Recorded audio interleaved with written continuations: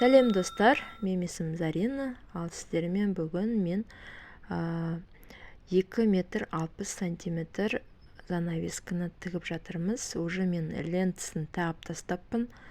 Таққан видеомды түсіруге ұмытып кетіппін. Жұмыс қызуда болғандықтан осылай иногда біреуін түсірсек, екіншісін түсірмей қаламыз.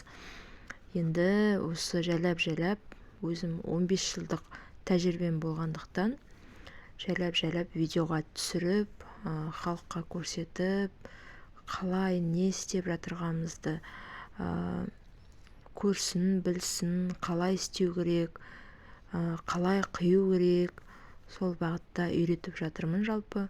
Енді мына жердегі келетін болсақ, жалпы занавесканың ені ұзындығы где-то 3 метрге жақын.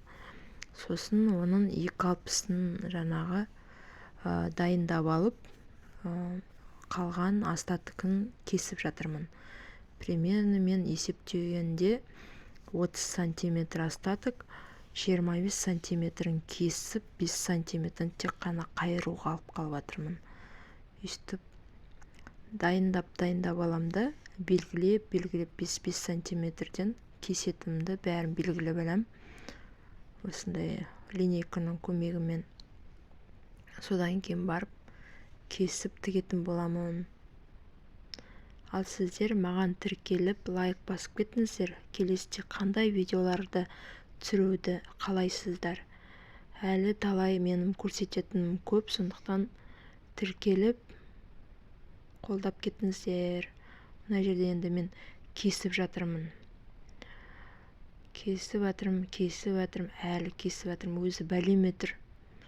11 метрді 4-ке бөлдім ғой. Осы 11 метрді. Бұйырса, оның ілгенін клиентім жіберетін болады.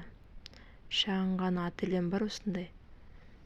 Занавесканың астын тігіп бастадық. 1 сантиметрін қайырып, 3 сантиметрін бүгіп, лапкамызды көтеріп, бекітуді салып, сосын барып қайырып отырып, қолдың көмегімен, саусақтың ұшымен 1 сантиметрімізді осылай бүгіп алып, зуылдатып барып тігіп шығамыз осылай.